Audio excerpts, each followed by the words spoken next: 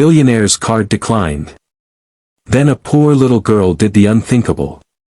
The upscale cafe buzzed with the quiet chatter of businessmen, the clinking of silver spoons against porcelain cups, and the faint hum of jazz playing from hidden speakers. At the corner table sat Daniel Whitmore, a man the world only knew as a billionaire tycoon, a financial genius who owned skyscrapers and global companies. But today, Daniel wasn't dressed like power. He wore a plain jacket, his tie loosened, his hair slightly disheveled. He had come here, alone, after a long and exhausting day filled with boardroom battles and hollow smiles. For once, he wanted to be just another man ordering a cup of coffee and a slice of pie. When the bill arrived, Daniel slid his black platinum card across the counter with the careless ease of someone who'd done it thousands of times before. The cashier swiped it once, frowned, and swiped again. A shrill beep echoed. "I'm sorry, sir," she said hesitantly, "your card's been declined." Daniel blinked in disbelief. Declined? That had never happened before. He tried again, pulling out another card, but one by one, the machine rejected them all. He felt the eyes of strangers turning toward him, whispers rising like smoke in the air. For the first time in years, Daniel Whitmore, the man people bowed to in meetings, felt powerless, small, and humiliated. "Maybe it's a system glitch," the cashier said softly, but her sympathetic smile did little to ease the burning in his chest.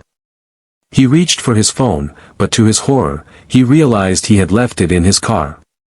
His wallet was empty except for business receipts. He was stuck. That's when he heard a soft, timid voice behind him. "I can pay for you, sir." Daniel turned and saw her. A little girl, no more than 9, stood there with wide hazel eyes and tangled hair tied back with a fraying ribbon. Her dress was old, her shoes scuffed, and in her small hand she clutched a crumpled dollar bill and a few coins. She held them out with a trembling hand, looking up at him with pure sincerity. The cafe fell silent. People stared, waiting for his reaction. Daniel's throat tightened. "Sweetheart," he whispered, "you don't have to do that. That money is yours." She shook her head. "My mommy says if someone needs help, and you can help, then you should. Even if it's just a little." Tears stung his eyes as she pressed the coins into the cashier's hand. "Is it enough?" she asked earnestly. The cashier hesitated, then smiled and nodded. "Yes, it's enough." She rang up the purchase, sliding the coffee and pie toward Daniel. He sat back down, his hands trembling as he lifted the cup. The pie was sweeter than anything he'd ever tasted, not because of sugar, but because of the weight of the gesture behind it. This child, who clearly had so little, had given without hesitation, without expectation. When he looked up, the girl was leaving with her mother, a tired-looking woman carrying grocery bags. Something inside Daniel stirred, something that boardrooms and billion-dollar deals had long buried. He quickly stood, abandoning his food, and followed them outside. "Miss," he called softly, approaching the woman. "I don't know how to thank your daughter." The woman looked startled. "Oh, I'm so sorry, sir. She didn't mean to bother you. She just has a big heart." Daniel knelt down in front of the little girl. "What's your name?" "Lily," she said shyly. "Well, Lily," he said, his voice breaking, "you reminded me of something very important today. That kindness doesn't come from what you have, but from what you give."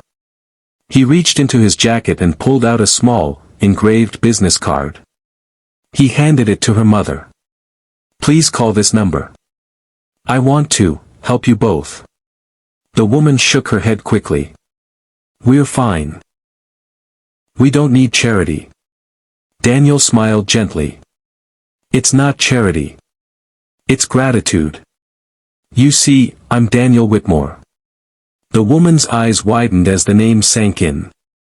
She stammered, unsure how to respond, but Daniel continued, "Your daughter gave me something I couldn't buy with all the money in the world, humility and hope. Let me give her something back."